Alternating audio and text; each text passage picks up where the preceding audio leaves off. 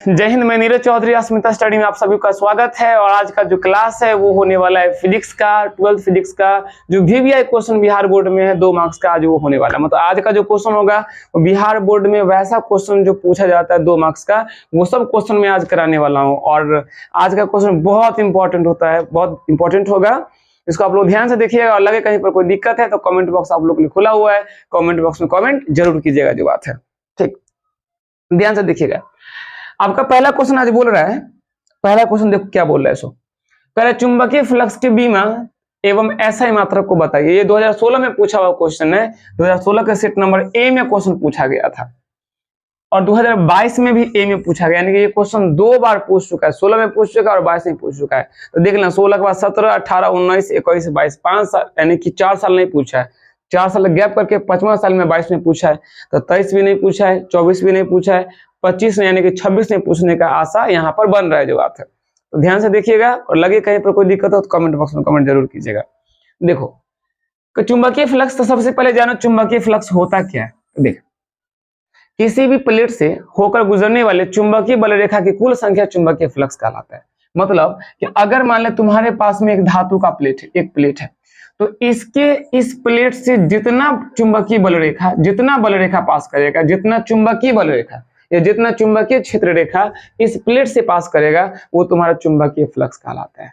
और चुंबकीय फ्लक्स का जो फॉर्मूला होता है वो फाई बराबर होता है बी इंटू ए इंटू होता है कॉस थीटा। ये चुंबकीय फ्लक्स का फॉर्मूला होता है। और यहाँ पर ये चुंबकीय क्षेत्र को दिखाता है, चुंबकीय क्षेत्र को। और बच्चा ये इसका होता है एरिया वेक्टर, इसके बीच जो कोण बनता है ये एंगल तुम्हारा थीटा होता है। तो चुंबकीय फ्लक्स का फॉर्मूला बी ए एंगल जो बनता है कॉस का बन गया बी ए कॉस थीटा। ये चुंबकीय फ्लक्स का फॉर्मूला हो गया। तो मेरे से क्या पूछ रहा है, चुंबकीय फ्लक्स का पूछ रहा है, बीमा पूछ रहा है और बच्चा एसआई मात्रक पूछ रहा है। तो ध्यान से देखना, चुंबकीय फ्लक्स का जो एसआई मात्रक होता है वो तुम्हारा क्या होता है, वेबर होता है, वेबर होता है, वेबर होता है। देखिए यहाँ पर क्या लिखा हुआ है, कह रहा है कि चुंबकीय क्षेत्र में स्थित किसी तल से, किसी सतह से लंबवत गुजरने वाली कुल बल रेखा की संख्या को चुंबकीय फ्लक्स कहा जाता है। चुंबकीय फ्लक्स क्या कहा जाता है, जो होता है वो यहाँ डिफिनेशन दिया हुआ है। और चुंबकीय फ्लक्स एक अदिश राशि, चुंबकीय फ्लक्स एक अदिश राशि है। और बच्चा इसका मेरे से क्या पूछा है, मेरे से तो बीमा पूछ रहा है। बीमा का कोई चर्चा अभी तक किया नहीं, तो देख बीमा कैसे निकालोगे। तुम पढ़ा होगा चुंबकीय बल बराबर होता है क्यू भी बी साइन थीटा होता है, साइन थीटा। तो यहाँ से बी का अगर तुम निकालोगे फॉर्मूला तो एफ बट्टा में कितना हो जाएगा, क्यू भी हो जाएगा। साइन को हटा, साइन का कोई बीमा नहीं होता है। तो बल के लिए होता है एम एल टी माइनस 2 होता है बल का बीमा। क्यू के लिए हो गया ए टी हो गया। अब और भी के लिए क्या होगा, एल टी माइनस 1 हो गया। भी के लिए एल टी माइनस 1 हो गया। तो इसको तू ऐसे लिख सकते हो, एल से एल तुम्हारा कट गया, ये टी माइनस 1 टी प्लस 1, ये से ये चला गया तो बच गया एम हो गया, टी माइनस 2 हो गया, ए माइनस 1। ये तुम्हारा किसका हो गया, तो बी का हो गया, चुंबकीय क्षेत्र का हो गया, बीमा हो गया। मेरे से किसका पूछ रहा है, मेरे से चुंबकीय फ्लक्स का बीमा पूछ रहा है बच्चा। तो चुंबकीय फ्लक्स का फाई इक्वल टू कितना होता है, बी इंटू ए होता है, बी इंटू ए कॉस थीटा होता है। तो चुंबकीय क्षेत्र का बीमा कितना, इसका हो गया एम टी माइनस में 2 ए माइनस 1 हो गया। क्षेत्रफल के लिए हो गया एल स्क्वायर, यानी इसका हो गया M L 2 T minus 2 A minus 1। ये तुम्हारा क्या, चुंबकीय फ्लक्स का बीमा हो गया। और ये इसका बीमा हो गया, ये इसका बीमा हो गया, ये हो गया चुंबकीय फ्लक्स का, चुंबकीय फ्लक्स का क्या हो गया, फ्लक्स का बीमा हो गया, बीमा हो गया, बीमा हो गया। और मुझे क्या बताना बोल इसका एसआई मात्रक। तो फ्लक्स का जो होता है, फ्लक्स का एसआई मात्रक, एसआई मात्रक क्या होता है, वेबर होता है, वेबर होता है, वेबर होता है, होता है। कौन फ्लक्स है बच्चा, ये चुंबकीय फ्लक्स, ये चुंबकीय फ्लक्स है। तो चुंबकीय फ्लक्स का एसआई मात्रक क्या होता है, वेबर होता है। याद रखना, चुंबकीय फ्लक्स का एसआई मात्रक वेबर होता है और सीजे से मात्रक तुम्हारा मैक्सवेल होता है, मैक्सवेल होता है। याद रहेगा। चुंबकीय फ्लक्स पहले होता क्या है, तो भाई चुंबकीय क्षेत्र में स्थित किसी तल से होकर गुजरने वाली लंबवत बल रेखा की संख्या को चुंबकीय फ्लक्स कहा जाता है। और चुंबकीय फ्लक्स कौन सी राशि होती है भाई, तो चुंबकीय फ्लक्स एक अदिश राशि होता है, ऐसे फाई से दिखाया जाता है। बात समझ रहा है। चुंबकीय फ्लक्स का जो बीमीय सूत्र होता है वो M L two T minus 2 A minus 1 के बराबर होता है। और चुंबकीय फ्लक्स का जो SI मात्रक वो तुम्हारा वेबर हो गया। और चुंबकीय फ्लक्स का अगर फॉर्मूला पूछता है तो वो तुम्हारा क्या, phi = BA cos थीटा। कभी कभी पूछता है बुआरे कि निम्नलिखित में से चुंबकीय फ्लक्स का सूत्र होता है, और ए में बोलेगा कि निम्नलिखित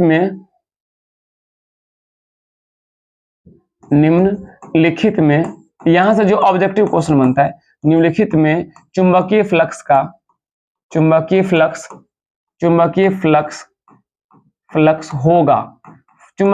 होगा। ऑप्शन ए में लगा देगा बुआरे, ऑप्शन ए में लगा देगा, ऑप्शन ए में तोरा लगा देगा, ऑप्शन ए में लगा देगा बच्चा तोरा। ए में पता है क्या लगा देगा, ए में लगा देगा phi = vector B cross vector A लगा देगा। ऑप्शन बी में लगा देगा phi = vector B cross vector A लगा देगा, ऐसे लगा देगा। और तोरा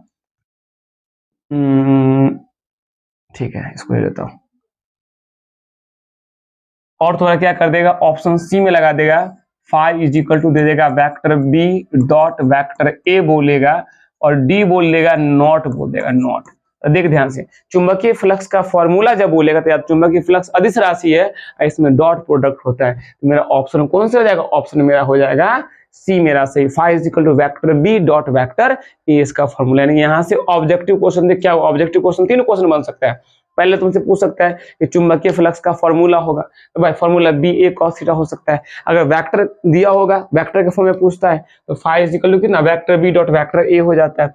इसका SI मात्रक पूछेगा तो इसका SI मात्रक क्या हो जाता है, वेबर हो जाता है, चुंबकीय फ्लक्स का वेबर हो जाता है, यहाँ वेबर लिखा हुआ है। और एक क्वेश्चन थोड़ा बन सकता है चुंबकीय क्षेत्र का, चुंबकीय फ्लक्स का बीमा पूछ सकता है, वो तुम्हारा बन जाएगा mL2T-2A-1, तो इसका फ्लक्स का बीमा होता है। ठीक है, इसका स्क्रीनशॉट ले ले बच्चा। चलो आगे बढ़ता हूं, अगला क्वेश्चन देखा, अगला क्वेश्चन क्या करे।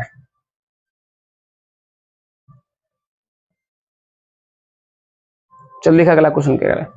अगला क्वेश्चन बोल रहा है तोरा, देखा अगला क्वेश्चन बोला है चुंबकीय फ्लक्स का, हाँ ये क्वेश्चन बोला तुमको लिखने के लिए बोल रहा है, तो मैं अभी जस्ट बोला हूं कि चुंबकीय फ्लक्स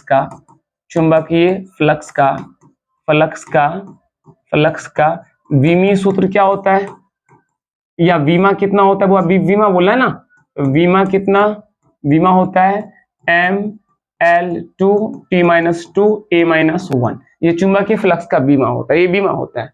और यहां से क्या पूछ रहा है, SI मात्रक, तो चुंबकीय फ्लक्स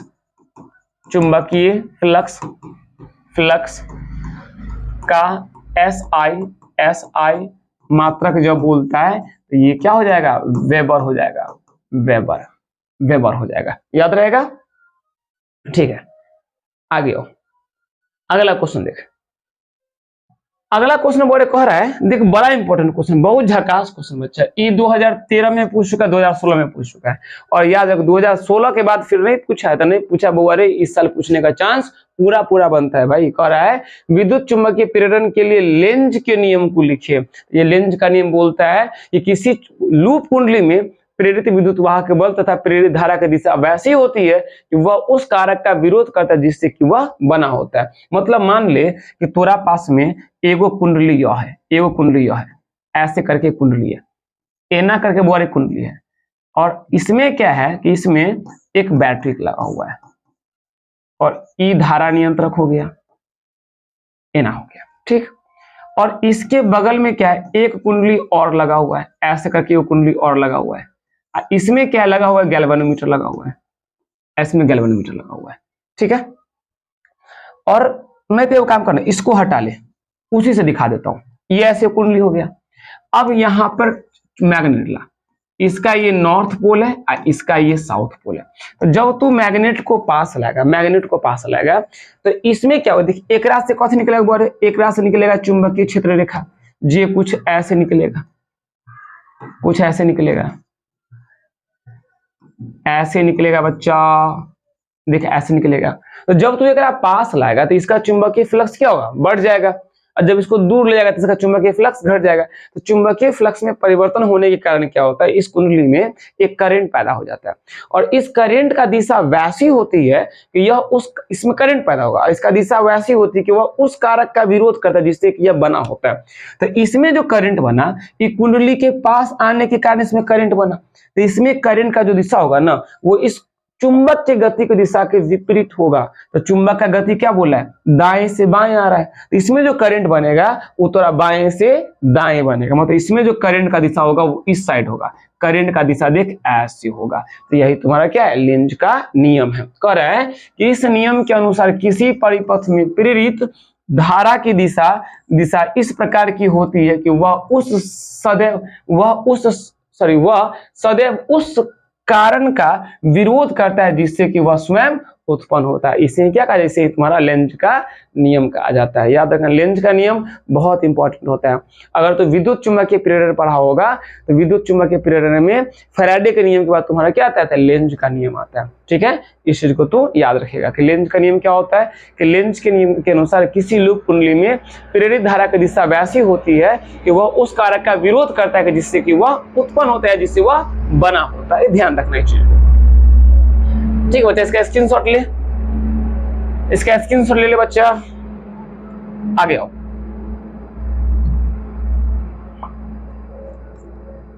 ये बार बार जो है ना बंद हो रहा है, आ जाएगा, खुल जाएगा बच्चा। ठीक है,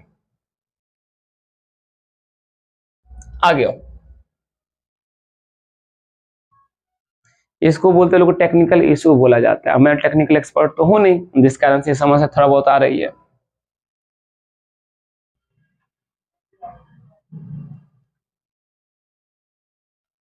अगला देखो, अगला क्वेश्चन बोल रहा है, ध्यान से देखना कि क्रांति कोण देखो बोल रहा है। क्रांति को कोण क्या है, इसको परिभाषित करना है और इसके शर्त बोलता है। देख, सघन माध्यम में बना वह आपतन कोण जिसके लिए अपवर्तन कोण का मान 90 डिग्री हो जाता है, तो उस कोण को लोग बोलते हैं क्रांति कोण बोलता है। सघन माध्यम में बना वह आपतन कोण जिसके लिए अपवर्तन कोण का मान कितना 90 डिग्री हो जाता है, तो सघन माध्यम में जो कोण बनता है उसी कोण का नाम बच्चा क्या होता है, क्रांति कोण होता है। यानी देख लिखा हुआ है कि जब प्रकाश की किरणें सघन माध्यम से विरल माध्यम में प्रवेश करती है या सघन माध्यम से विरल माध्यम में जाती है तो अभिलंब की ओर मुड़ जाती है, यह अपवर्तन का नियम है। तो कह रहा है तब आपतन कोण का मान बढ़ने पर अपवर्तन कोण का मान भी क्या होता है, बढ़ता चला जाता है। तब सघन माध्यम में आपतन कोण का वह मान, सघन माध्यम में आपतन कोण का वह मान जिसके लिए अपवर्तन कोण का मान कितना 90 डिग्री हो जाता है, तो उसी कोण को बच्चा लोग क्या बोलता है, क्रांति कोण कहता है। क्रांति कोण को लोग IC से सूचित किया जाता है। जब क्रांति कोण होगा उस कंडीशन में R का वैल्यू बच्चा कितना हो जाएगा, 90 डिग्री का मतलब कि अगर मान लो ये थोड़ा अभिलंब है, अगर ये थोड़ा बच्चा आपतन कोण है, तो अपवर्तन कोण का मान ये अपवर्तन कोण हो गया, सॉरी ये अपवर्तित किरण हो गया। तो ये जो कोण दिख रहा है इसी कोण के लिए इसको लोग क्या बोलता है, क्रांतिक कोण कहा जाता है। और जब प्रकाश का तो पूर्ण आंतरिक परावर्तन पढ़ा होगा तो उसमें जाना होगा उसमें क्रांतिक कोण क्या होता है। सो बात समझ रहे हैं। आगे देखो, क्रांतिक कोण के लिए कुछ शर्त होता है। वो शर्त क्या होता है कि प्रकाश की किरण सघन माध्यम में अपवर्तित किया जाना चाहिए। जो बात है, अगर प्रकाश का किरण सघन माध्यम में ही अपवर्तित हो रहा है, नहीं प्रकाश का पूर्ण आंतरिक परावर्तन हो रहा है, तो वो कंडीशन तुम्हारा क्रांतिक कोण का शर्त कहलाता है। चलो इसके स्क्रीनशॉट ले लो। और बच्चा ये जो क्वेश्चन देख ले 2012 में पूछा हुआ है, बिहार बोर्ड में पूछा हुआ है, और ये क्वेश्चन फिर थोड़ा 2016 में पूछा हुआ है। अब वो 2024 में पूछा गया लेकिन 25 में पूछा नहीं, तो 26 में एक चांस रखना 26 में पूछ सकता है। मतलब इसकी सब पूछने की संभावना कितना, लगभग समझना कि 30-40% पूछने की संभावना है, 30-40% पूछ सकता है। और मतलब 30-40% संभावना कम रखो, इसका कम रखो, लेकिन हो सकता है मे बी ये क्वेश्चन हो सकता है, ये क्वेश्चन पूछा जा सकता है। आगे बढ़, आगे देखो अगला क्वेश्चन देख क्या बोल रहा है।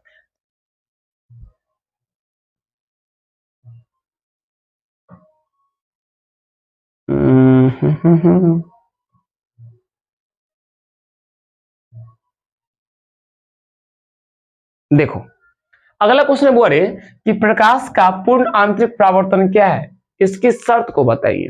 तो जब प्रकाश की किरण सघन माध्यम से चलकर सघन माध्यम में ही परावर्तित, मतलब सघन माध्यम में चला, अपवर्तक, मान लो ये सघन माध्यम है, ये सघन माध्यम और ये विरल माध्यम है, तो प्रकाश किरण क्या हुआ, सघन माध्यम में चला, चल के अपवर्तक सतह से टकराकर उसी माध्यम में अगर रह जाता है तो ये घटना कहलाता है प्रकाश का पूर्ण आंतरिक परावर्तन। और इसका एग्जाम्पल होता है मारीचिका होता है, मारीचिका होता है। और तू देखा होगा ना कि रोड पर तुझे दूर में क्या लगेगा कि पानी होता है, पर वहां पे पानी नहीं होता है, वहां पे जमीन होता है। तो ये कैसे होता है भाई, तो प्रकाश वहां पे आता है और वहां पे प्रकाश विरल माध्यम से आता है और उसी माध्यम में पूर्ण रूप से परावर्तित हो जाता है, वही घटना कहलाता है तुम्हारा प्रकाश का पूर्णांतरिक परावर्तन कहलाता है।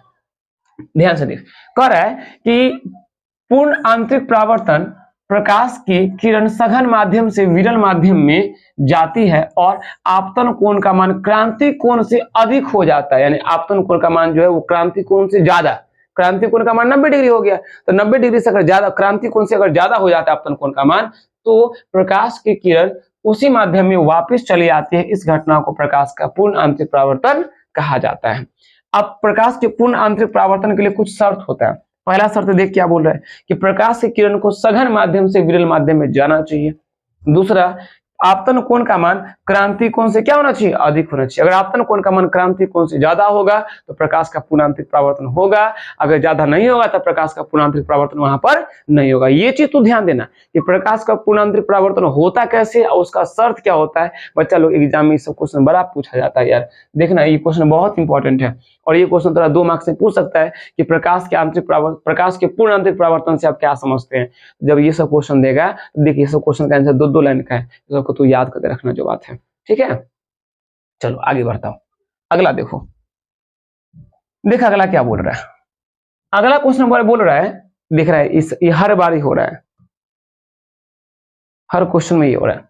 अगला क्वेश्चन बोल रहा है कि पोलराइड क्या है, इसका उपयोग बताओ। देख भाई, प्रकाश की तीव्रता को कम करने के लिए जो होता है ना, तू देखिए जब तू गाड़ी चलाता होगा तो गाड़ी के आगे में क्या होता है, कि जहां पे हैंडल होगा गाड़ी का, कार का, उसका ठीक सामने आगे में कांच होता है। तो जब उधर से कोई ट्रक आ रहा है तो ट्रक का जो प्रकाश जो होता है वो सीधे चालक की आंख पर नहीं पड़े, वो प्रकाश के मतलब प्रकाश की जो है तीव्रता जो होता है उसको कम करने के लिए क्या करता है, ड्राइवर के ठीक सामने में वो कांच लगा होता है, कांच लगा होता है। ये कांच का काम करता है प्रकाश को सोख लेना, प्रकाश को अवशोषित, यानी कि प्रकाश जो आता है ना, तो अगर 100% पर प्रकाश आया तो 20 से 30% प्रकाश की तीव्रता को सोख लेता है, 20-30% से ज्यादा सोख लेता है और सोख के कुछ मात्रा में प्रकाश को अंदर में जाने देता है, जिससे क्या होता है कि ड्राइवर का आंख नहीं चुनी आता है।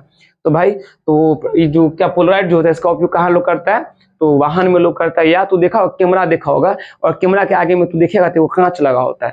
तो जैसे तू किस दिन में अगर फोटो खींच रहा होगा तो बाहर का प्रकाश अंदर में नहीं चल जाए, इस कारण से लोग क्या करता है कांच के आगे में, सॉरी ये कैमरा के आगे में कांच लगा देता है, ठीक है ना। तो देख पोलराइड क्या होता है। तो पोलराइड एक रुक जाओ, देख पोलराइड एक ऐसी युक्ति होती है जिसका उपयोग समतल ध्रुवित प्रकाश उत्पन्न करने के लिए, यानी कि अध्रुवित प्रकाश को समतल ध्रुवित प्रकाश उत्पन्न करने के लिए किया जाता है। यह क्रिस्टलीय पदार्थ ही अत्यंत पतली परत होती है, मतलब यह क्रिस्टलीय पदार्थ की बहुत पतला एक परत होता है जिसमें सभी क्रिस्टलों के प्रकाशीय अक्ष समांतर होते हैं, यानी कि जितना क्रिस्टल होगा सबका प्रकाशीय अक्ष क्या होगा, तो समांतर होता है। तो मान ले यहां से कोई प्रकाश अगर निकला, ई प्रकाश मान ले अध्रुवित प्रकाश है, इस अध्रुवित मतलब कि ई प्रकाश दिख रहा है चारों ओर इसका दिशा हो गया, तो जब ये प्रकाश जब तोरा इससे पास करेगा तो ये प्रकाश क्या हो जाएगा, समतल ध्रुवित हो जाएगा। देख रहा है कि जिस अगर इसमें समांतर क्रिस्टल, इसमें बोल रहे समांतर क्रिस्टल लगाया था, तो जैसे इसमें क्रिस्टल लगा होगा वैसे ये प्रकाश, ये अध्रुवित था और यहां से निकला तो ये समतल ध्रुवित हो गया, तो ये होता थोड़ा पोलराइजर। इसको चेक करने के लिए लगा होता है यहाँ पर एनालाइजर। तो ये क्या करता है कि जैसे प्रकाश आता है ना वैसे ही प्रकाश को बाहर निकाल देता है। तो इससे ये मालूम चलता है ये प्रकाश क्या पूर्णतः समतल ध्रुवित है। तो ये हो गया ध्रुवक हो गया और ये तुम्हारा हो गया विश्लेषक हो गया। बात समझ रहे हो। तो ये तो जब ऑप्टिक्स पढ़ेगा, जब प्रकाश की पढ़ेगा तो प्रकाश की में एगो तरंग प्रकाश की जो तुम्हारा 10वां चैप्टर है, जब तू 10वां चैप्टर पढ़ेगा तो वहां तो पढ़ेगा पोलराइड क्या होता है, या पढ़ा होगा तो तू जानता है कि पोलराइड क्या होगा जो बात है।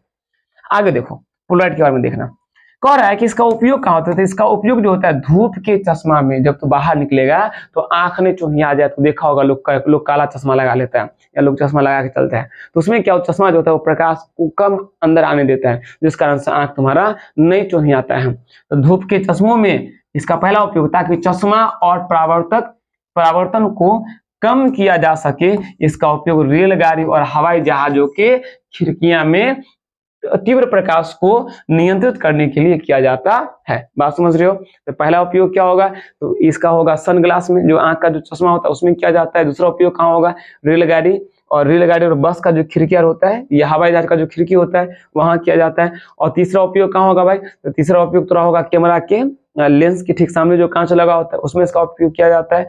और चौथा उपयोग क्या होगा, तो कार के ठीक सामने में जो मिरर कार के ठीक सामने में जो कांच होता है तो उसमें इसका उपयोग किया जाता है। आगे देखो, ये तो देखा ना कि बहुत सारा कार में क्या होता है ना, ऊपर से भी वो छपरी बना होता है और उसमें कांच लगा होता है, देखा है? या बहुत लोग क्या करते हैं, घर में भी लोग कांच लगाते हैं। तो कांच लोग काहे लगाते हैं, तो कांच का देखो दो तीन कारण होता है। पहला होता है कि घर में प्रकाश को लाने के लिए लोग कांच लगाते हैं, और दूसरा ये भी कारण होता है, अगर कांच नहीं लगाओगे खिड़की में तो प्रकाश में पराबैंगनी प्रकाश आता है, और पराबैंगनी प्रकाश जो होता है वो मानव रेटिना के लिए बहुत हार्मफुल होता है। या जब वो जो पराबैंगनी प्रकाश जब शरीर पे पड़ता है तो मानव कोशिका में मेलानिन नामक एक रसायन उत्पन्न कर देता है, जो क्या करता है, खुजली पैदा कर देगा, जलन पैदा करेगा और त्वचा को लाल लाल कर देगा।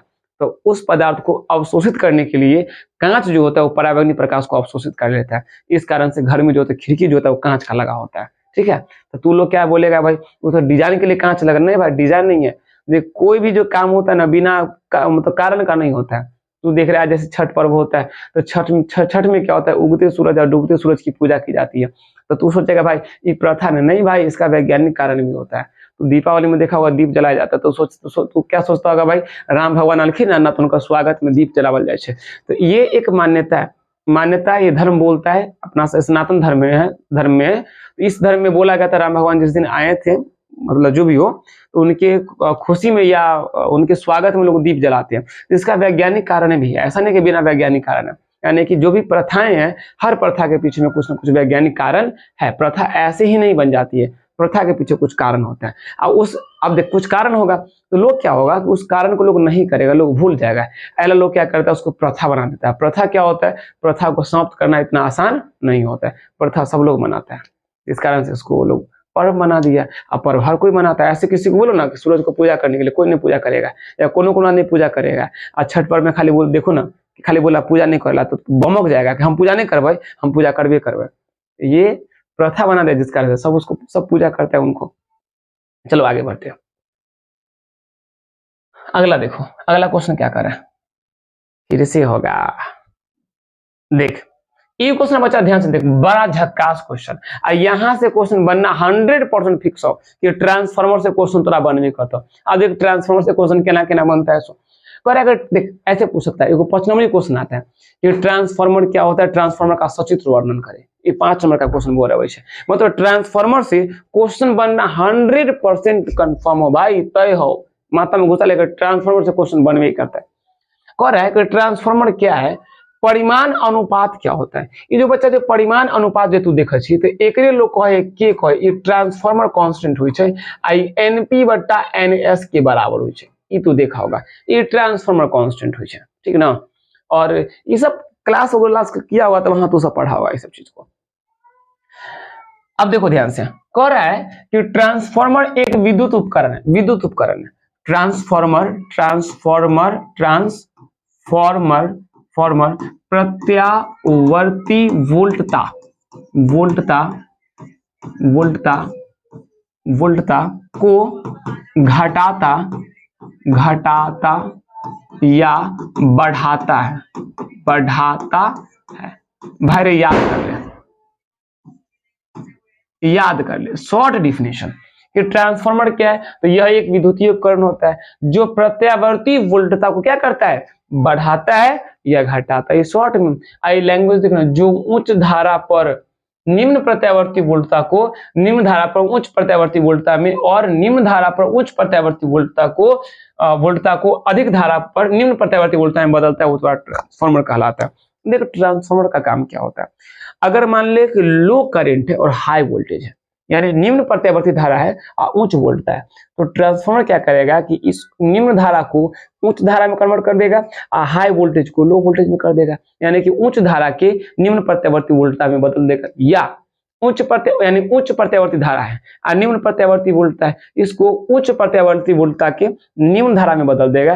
ये तुम्हारा क्या है? ट्रांसफार्मर है। यानी ट्रांसफार्मर जब करंट को घटाएगा तो वोल्टेज को बढ़ा देगा, और जब वोल्टेज को घटाएगा तो करंट को बढ़ा देगा। ये थोड़ा शॉर्ट में जानो तो ये थोड़ा ट्रांसफार्मर का परिभाषा होता है कि वैसा विद्युतीय उपकरण जो निम्न प्रत्यावर्ती धारा के उच्च प्रत्यावर्ती वोल्टता को उच्च प्रत्यावर्ती धारा के निम्न प्रत्यावर्ती वोल्टता में बदलता है, वो ट्रांसफार्मर कहलाता है। दो प्रकार का होता है, एक ऊंचाई ट्रांसफार्मर होता है, एक अपचाई ट्रांसफार्मर होता है। ऊंचाई ट्रांसफार्मर वोल्टेज को बढ़ाता है और अपचाई ट्रांसफार्मर वोल्टेज को घटाता है। बात समझ, माथा में घुसा, भेजा में घुसा, नहीं घुसाएगा बच्चा दिक्कत थोड़ी होने वाला है।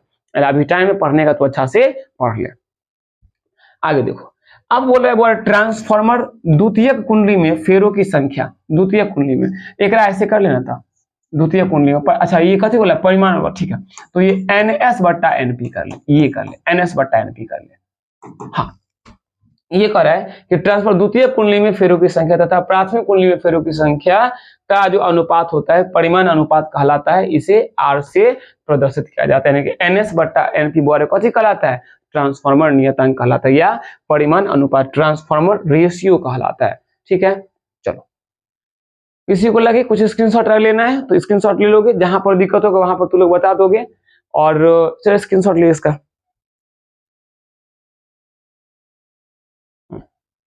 चलो एक मैं लास्ट क्वेश्चन कराऊंगा और इस क्वेश्चन में दिक्कत होगा तो जरूर बताएगा। बच्चा कमेंट बॉक्स खुला हुआ है तू लोग के लिए, और कमेंट बॉक्स में कमेंट तू लोग जरूर करेगा, और तू लोग कमेंट करता ही नहीं है। नहीं करोगे दिक्कत तुझे होगा, मुझे दिक्कत थोड़ी होगा, मेरा क्या है भाई। चल लास्ट क्वेश्चन देखो। हाँ, तो यहाँ दिया क्वेश्चन दे रहा है ऑप्टिकल फाइबर क्या है, इसका दो उपयोग लिखना है। तो कह रहे बोले कि ऑप्टिकल फाइबर एक ऐसी युक्ति होता है जो प्रकाश ऊर्जा को बिना उसकी तीव्रता में हानि एक स्थान से दूसरे स्थान तक प्रेरित करता है। यह प्रकाश के पूर्ण आंतरिक परावर्तन के सिद्धांत पर यह कार्य करता है। यानी ऑप्टिकल फाइबर एक ऐसी युक्ति होता है जो प्रकाश की ऊर्जा को बिना उसके तीव्रता में हानि किए हुए एक स्थान से दूसरा स्थान तक उसको भेज देता है, और यह प्रकाश के पूर्ण आंतरिक परावर्तन सिद्धांत पर काम करते हैं। तुम्हारा ऑप्टिकल फाइबर कहलाता है। इसका बच्चा उपयोग देखना, पहला उपयोग होता है ऑप्टिकल फाइबर का उपयोग चिकित्सा जांच में किया जाता है, यानी कि मेडिकल में इसका पहला उपयोग किया जाता है, चिकित्सा में किया जाता है। और दूसरा उपयोग बच्चा इसका कहाँ किया जाता है? प्रकाश को एक स्थान से दूसरे स्थान तक भेजने के लिए इसका उपयोग किया जाता है। तो देखा होगा कि जितना भी टावर वाला होगा, टावर में जो इन्फॉर्मेशन जो भेजा जाता है वो किससे भेजा जाता है? ऑप्टिकल फाइबर से भेजा जाता है। ऑप्टिकल फाइबर जो होता है बहुत ही सस्ता होता है और किफायती होता है। पतला पतला के ऑप्टिकल फाइबर जो कि केस से भी पतला होता है। एक ऑप्टिकल फाइबर 50,000 फोन को टावर दे सकता है, एक ऑप्टिकल फाइबर। अब वहीं पर तो और कॉपर का तार अगर तू लगाएगा तो एक कॉपर तार जो होगा वो 100, 150, 200 फोन को ही टावर दे पाता है, सिग्नल दे पाता है। लेकिन एक ऑप्टिकल फाइबर 50,000 फोन को कनेक्ट कर पाता है। इसलिए ऑप्टिकल फाइबर क्या होता है? सस्ता होता है, अच्छी युक्ति होती है, और ये कम, इसकी मोटाई भी कम होती है, और ये बहुत किफायती भी होता है। चल आगे बढ़ते हैं। अगला क्वेश्चन देखो, अगला क्वेश्चन क्या बोल रहा है। अगला क्वेश्चन बच्चा बोल रहा है थोड़ा कि नाभिकीय बल क्या होता है। देख नाभिकीय बल क्या, तो कह रहा है कि नाभिकीय बल क्या है, इसके गुणों को लिखना है बच्चा। तो कह रहा है यहाँ उत्तर होगा, उत्तर। नाभिकीय बल नाभिक में उपस्थित कणों के बीच प्रबल आकर्षण बल नाभिकीय बल कहलाता है। यानी कि नाभिक के भीतर में जो बल काम करता है, नाभिक के अंदर में, तो नाभिक के अंदर में तू देखेगा ना, नाभिक कहते हैं प्रोटॉन प्रोटॉन के बीच जो बल काम करता है, जिसकी, या प्रोटॉन न्यूट्रॉन के बीच जो बल काम करता है, जिसके कारण ये सब बंधा हुआ रहता है, बंधा हुआ जो नाभिक के भीतर जो बल काम करता है, यह कहलाता है तुम्हारा नाभिकीय बल कहलाता है। और ये क्या? प्रबल आकर्षण बल होता है, और ये नाभिक के भीतर होता है। इसका काम होता है कि नाभिक के कणों को एक दूसरे से बांध के रखना, इसका काम होता है। नाभिकीय बल आकर्षण बल होता है, या अट्रैक्टिव फोर्स होता है। नाभिकीय बल अत्यंत लघु परासी बल होता है, मतलब ये बहुत छोटे जगह में ये काम करता है, बहुत लघु ये काम करता है। बल नाभिकीय बल विद्युत तथा अगुरुत्वीय होते, मतलब ये अवैद्युत होते हैं, मतलब इस पर आवेश का प्रभाव इफेक्टिव नहीं होता है, इस पर आवेश से मतलब नहीं होता है। और ये अगुरुत्वीय, इसको मास से मतलब नहीं होता है। ठीक ना। नाभिकीय बल अत्यंत प्रबल होते हैं, बहुत याद रखना, नाभिकीय बल जो होता है बहुत मजबूत बल होता है, और ये अविद्युतीय होते हैं और अगुरुत्वीय बल ये होते हैं, ध्यान देना, बात समझ रहे हो। चलो स्क्रीनशॉट लेते चल देना भाई। मेरा लास्ट क्वेश्चन है, और लास्ट क्वेश्चन देखिए क्या बोल रहा है। ये क्वेश्चन कह रहा है कि गामा किरण के गुण को लिखिए। गामा किरण सबसे खतरनाक किरण कोई है तो गामा किरण है, और सबसे ज्यादा किसी का भेदन क्षमता होता है तो किसका होता है, गामा किरण का, यानी कि सबसे हाईएस्ट पेंट्रेशन पावर जो होता है वो किसका होता है बच्चा, वो गामा किरण का होता है। और गामा किरण जो होता है वो सब ये उदासीन कण होता है, उदासीन कण होता है, और इसका जो चाल होता है प्रकाश के चाल के बराबर होता है। देख, गामा किरण का गुण मुख्यतः निम्नलिखित है। यह एक पहला बार विद्युत चुंबकीय तरंग है, ये तुम्हारा इलेक्ट्रोमैग्नेटिक वेव है, विद्युत चुंबकीय तरंग होता है। विद्युत चुंबकीय तरंग 7 गो होता है ना, तो 7 गो में से एगो होता है। इन किरणों की ऊर्जा बहुत अधिक होती है बच्चा, बहुत अधिक होती है, मानव कोशिका को सबसे जल्दी यह नष्ट करता है। ये किरण विद्युत क्षेत्र और चुंबकीय क्षेत्र में प्रभावित नहीं होती है। क्या नहीं होता है भाई, तो गामा किरण पर कोई, गामा किरण जो होता है पर कोई आवेश नहीं होता है। तो जब कोई आवेश नहीं होगा तो क्या विद्युत क्षेत्र में विचलित होगा, नहीं विचलित होगा। ही अब कह रहा है कि ये किरण प्रकाश की चाल से गमन करते, मैं पहले बोला इन किरण का जो चाल होता है प्रकाश के चाल के बराबर होता है, या इनकी आयनीकरण क्षमता, आयोनाइजेशन पावर बहुत कम होता है, इनकी भेदन क्षमता सबसे ज्यादा होती है। याद बात ध्यान से समझ, जो कण हल्का होगा, जो कण जितना हल्का होगा उसका भेदन क्षमता उतना बेसी होगा, और उसका आयनीकरण क्षमता उतना कम होगा। तो भाई गामा क्या है, सबसे हल्का कण है, तो जब सबसे हल्का कण है इसका आयनीकरण क्षमता क्या, बहुत कम होता है, बहुत कम होता है, लेकिन इसका भेदन क्षमता क्या होता है, बहुत ही ज्यादा होता है। बात समझ रहे हैं। चलो, तो ये तुम्हारा गामा कण का गुण हो गया, गामा किरण का गुण हो गया, इसको तू लोग स्क्रीनशॉट ले लेगा, और अगर कोई दिक्कत होगा हुआ रे तो कमेंट बॉक्स में कमेंट जरूर करेगा। इसके आगे का जो क्लास होगा वो मैं कर लूंगा। आज के लिए इतना ही, बहुत बहुत धन्यवाद।